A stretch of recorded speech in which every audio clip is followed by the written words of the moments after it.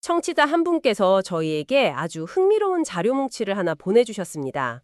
네, 자연정열요법이라는 책의 일부인데요. 그 주장이 정말 대담합니다. 그렇죠.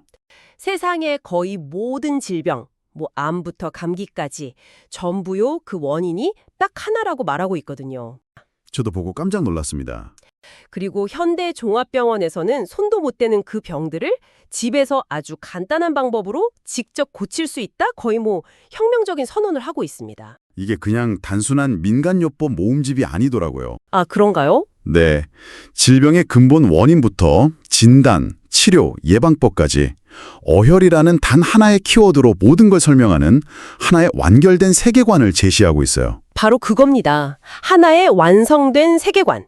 그래서 이번 시간에는 이 자료를 가지고 이 주장이 얼마나 정교하게 설계되었는지 그 구조를 한번 들여다보려고 합니다. 네, 좋습니다. 그냥 요약하는 게 아니라 왜 이 논리가 어떤 분들에게는 굉장히 설득력 있게 들릴 수 있는지 그 논리 구조와 심리적인 장치들을 함께 파헤쳐 보겠습니다. 좋은 접근이네요. 저희는 이 자료에 담긴 내용만을 바탕으로 이 요법이 왜 스스로를 현대 의학을 뛰어넘는 대안이라고 주장하는지, 그리고 그 주장을 뒷받침하기 위해 어떤 논리와 또 증거, 그리고 감정적인 장치들을 사용하는지 분석해보는 게 이번 탐구의 핵심이 되겠네요. 자, 그럼 이 거대한 이야기의 중심에 있는 악당, 바로 어혈이라는 개념부터 시작해보죠. 네, 자료에서는 어혈을 아주 직관적인 단어들로 표현하더라고요. 혈관 속의 쓰레기, 죽은 피, 피떡. 그렇죠. 비유가 아주 강력합니다. 네, 마치 오래된 수도관에 녹이 슬고 이물질이 끼는 것처럼 우리 혈관도 나이가 들면서 이런 피의 쓰레기가 쌓인다는 거죠. 누구나 낡은 파이프를 본 적이 있으니까요. 이 이론은 그걸 우리 몸에 그대로 적용하는 겁니다.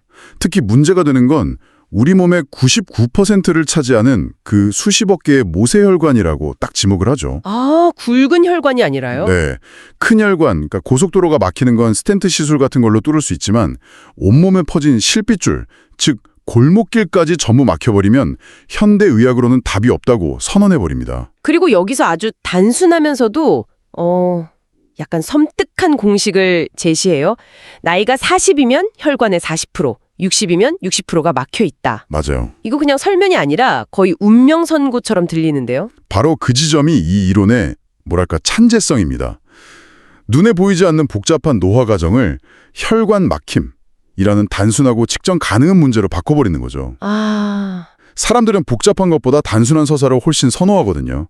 그러면서 신장 같은 주요 장기도 모세혈관의 80에서 90%가 막히면 기능을 멈추고 사망에 이른다고 경고합니다. 와. 마치 나무줄기 껍질을 한 70% 벗겨내도 나무가 당장은 살아있는 것처럼 우리 몸도 상당수 모세혈관이 막힌 채로 버티고는 있지만 그게 바로 만성질환의 상태다. 이렇게 정의하는 겁니다. 그러니까 결국 우리는 모두 서서히 죽어가는 시한부 환자다. 이런 불안감을 심어주는 거군요. 네, 그렇죠. 그리고 그 불안감에 대한 시각적인 증거를 딱 드림입니다.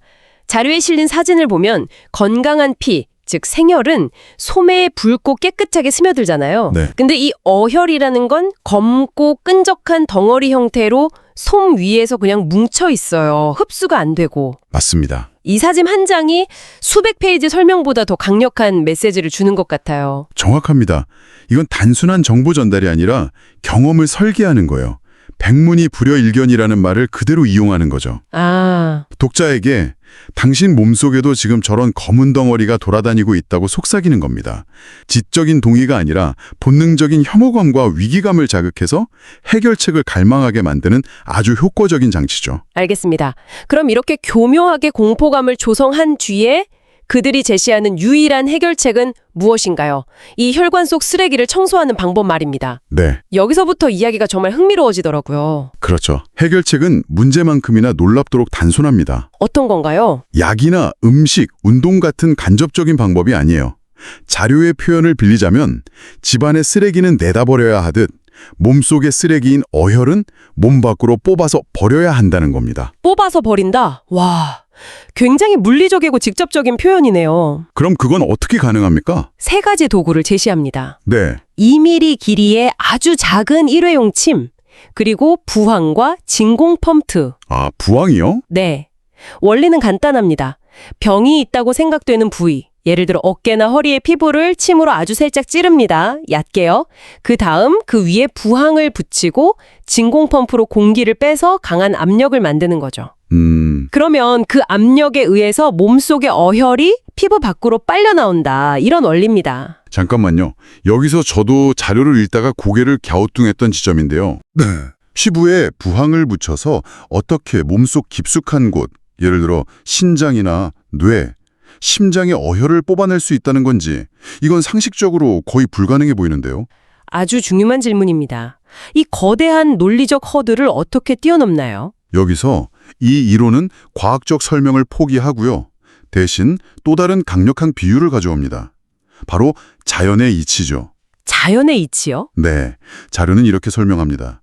땅속의 물이 흙과 나무뿌리라는 경계를 구분하지 않고 흐르듯이 우리 몸의 피도 피부, 뼈, 장기라는 인위적인 경계를 구분하지 않고 흐른다. 와, 그러니까 우리 몸의 복잡하고 분화된 시스템을 그냥 하나의 균일한 매질, 마치 흙처럼 취급해버리는 거군요. 바로 그겁니다. 진공이라는 강력한 물리적 힘 앞에서는 피부와 장기의 구분이 무의미해지고 가장 약한 곳, 즉 침으로 뚫린 피부 쪽으로 내용물이 쏠려 나올 수밖에 없다. 이런 논리입니다. 아, 이건 해부학적 사실에 근거한 주장이 아니라 현대의학의 복잡한 논리를 건너뛰고 자연은 원래 그렇다는 더 크고 직관적인 법칙에 호소하는 방식인 거죠. 알겠습니다. 문제 제기부터 해결 방법까지 굉장히 단순하고 직관적인 비유로 일관하고 있군요. 네, 그렇다면 이런 파격적인 주장을 사람들이 믿게 만들 증거는 무엇을 제시하고 있나요? 논문이나 임상 데이터는 아닐 것 같은데요? 맞습니다. 이 이론의 증거는 데이터가 아니라 이야기, 즉 수많은 개인적인 체험담입니다. 아, 체험담이요. 네, 이게 바로 이 요법의 심장부라고 할 수 있어요. 자료에는 약사, 목사, 평범한 주부, 회사원 등 아주 다양한 사람들의 간증이 실려 있습니다. 그중에서도 특히 인상 깊었던 사례가 있으셨나요? 몇 가지가 아주 전략적으로 배치되어 있습니다. 예를 들어 한 약사의 이야기가 나오는데요. 네. 그는 처음엔 이 요법을 코웃음치며 믿지 않았다고 합니다. 하지만 직접 자기 몸에서 나온 어혈을 보고 심지어 과산화수소 테스트까지 해본 뒤에야 생혈과 다르다는 걸 확인하고 믿게 되었다고 하죠. 아, 그리고는 자신의 오랜 위장병과 노안까지 고쳤다고 말합니다. 이 약사 이야기는 정말 영리한데요. 그렇죠. 의학 전문가 집단의 일원, 즉 내부자를 증인으로 내세워서 전문가들도 결국엔 인정했다. 이런 인상을 주는 거잖아요. 정확한 분석입니다.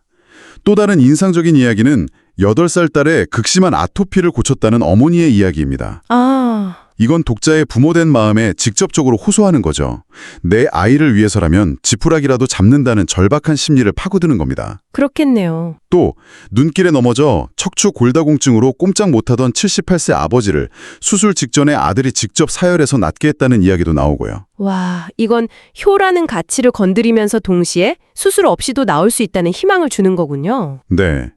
각각의 이야기가 그냥 나열된 게 아니라 독자가 가질 법한 의심이나 저항감을 하나씩 무너뜨리기 위해 전략적으로 배치된 방패나 창 같은 역할을 하는 거죠. 그런데 제가 자료를 보다가 정말 깜짝 놀랐던 부분이 있어요. 어떤 부분이요? 갑자기 피겨스케이터 김연아 선수가 등장하더라고요. 아, 그 부분이죠. 저도 인상 깊게 봤습니다. 김연아 선수가 허리 통증 관리를 위해 부항요법을 받는 사진을 자료에 싣고 이게 우리 요법과 유사한 원리다. 이렇게 설명합니다. 네네. 물론 김연아 선수가 이 자연정열요법을 했다는 직접적인 증거는 아니지만 대중에게 가장 사랑받는 스포츠 영웅의 이미지를 자신들의 요법과 교묘하게 연결시키는 겁니다. 일종의 후광 효과를 노린 거군요. 김연아도 하는 건데 이게 그렇게 이상한 건 아니지 않나 하고 생각하게 만드는 거죠. 맞습니다. 아주 대담한 전략이죠. 결국 이런 이야기들은 고혈압, 당뇨, 디스크, 심장병 같은 질병의 종류를 가리지 않고 누구나 어떤 병이든 집에서 직접 고칠 수 있다는 핵심 메시지를 반복적으로 강화하는 역할을 하는 거네요. 그렇습니다. 바로 그 단순 명쾌함이 이 요법의 가장 큰 매력일 수 있습니다. 현대의학이 수백 가지 병명을 대며 복잡한 원인을 설명할 때 이 요법은 원인은 어혈 하나, 해결책도 사열 하나라고 선언해버리죠. 복잡한 세상에 지친 사람들에게 이런 단순함은 엄청난 위안과 희망을 줍니다. 그런데 이야기는 여기서 끝나지 않습니다. 만약 이 방법이 이렇게나 효과적이라면 왜 세상에 널리 알려지지 않았을까 하는 당연한 질문이 생기잖아요. 그렇죠. 이 자료는 그 질문에 대한 답까지 미리 준비해 놨더군요. 네, 바로 여기서 이 요법은 단순한 건강 정보를 넘어 하나의 거대한 음모론적 서사로 발전합니다. 음모론이요? 이 방법이 널리 알려지지 않은 이유는 바로 의사와 병원, 그리고 거대한 의사협회가 자신들의 경제적 이익을 지키기 위해 의도적으로 막고 있기 때문이다. 이렇게 주장합니다. 자료에 나온 표현이 굉장히 직설적이에요. 이 방법이 알려지면 의사와 병원은 문을 닫아야 할지도 모른다. 네, 거대한 힘을 가진 그들이 수단과 방법을 가리지 않고 막는 것은 당연하다. 이런 구조를 읽으면 기존 의료 시스템 전체에 대한 불신이 싹트게 되는데요. 바로 그게 이 서사의 목적입니다. 기존의 권위, 즉 현대의학을 나의 건강을 뺏어가는 거대한 적으로 규정하는 거죠. 아, 그렇게 되면 이 요법을 배우고 실천하는 행위는 단순히 병을 고치는 것을 넘어섭니다. 그것은 병원의 노예 상태에서 벗어나 빼앗겼던 건강 주권을 되찾는 일종의 해방투쟁이자 혁명적인 행위가 되는 겁니다. 와, 듣고 보니 정말 그렇네요. 내가 이 요법을 배우는 순간 나는 더 이상 수동적인 환자가 아니라 거대한 시스템에 맞서 진실을 아는 깨어있는 소수가 되는 거군요. 맞습니다. 이건 엄청난 소속감과 자부심을 주겠는데요. 네, 단순한 건강 지식이 아니라 억압된 진실을 파헤치는 비밀 지식이라는 서사를 부여함으로써 배우는 사람에게 아주 강력한 동기와 사명감을 심어주는 겁니다. 나만 알고 있는 비밀이라는 건 언제나 매력적이니까요. 오늘 청취자께서 보내주신 자연정열 요법 자료를 깊이 파고들어 보니 이건 정말 하나의 잘 짜인 각본 같다는 생각이 듭니다. 그렇죠. 모든 병의 원인이라는 어혈이라는 명확한 악당을 설정하고 부항과 진공펌프라는 간단한 무기를 손에 쥐어주고 수많은 감동적인 성공 신화로 용기를 북돋은 뒤에 마지막으로 현대 의료 시스템이라는 거대한 적과 싸우는 영웅서사를 부여하는 거죠. 완벽한 요약입니다.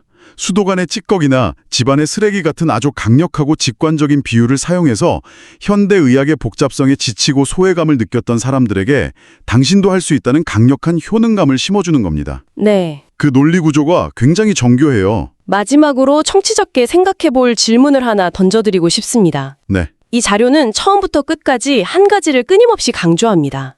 바로 직접 당신의 눈으로 확연하라는 것이죠. 내 몸에서 시커먼 피덩어리가 나오는 것을 직접 목격하는 그 충격적인 경험의 중요성을 계속해서 역설합니다. 흥미로운 지점이네요. 여기서 질문을 드리고 싶습니다. 우리가 어떤 치료법을 믿게 되는 과정에서 눈에 보이지 않는 세포 단위의 변화를 설명하는 복잡한 과학적 논리와 내 눈앞에 펼쳐지는 검고 끈적한 덩어리라는 물리적 증거 중에서 과연 무엇이 우리의 믿음에 더 강력한 영향을 미치는 걸까요? 보이지 않는 과정을 신뢰하는 것과 눈앞의 결과물을 확인하는 것 사이에서 우리의 확신은 어떻게 만들어지는지 한 번쯤 깊이 생각해 보시면 흥미로운 성찰을 얻으실 수 있을 것 같습니다.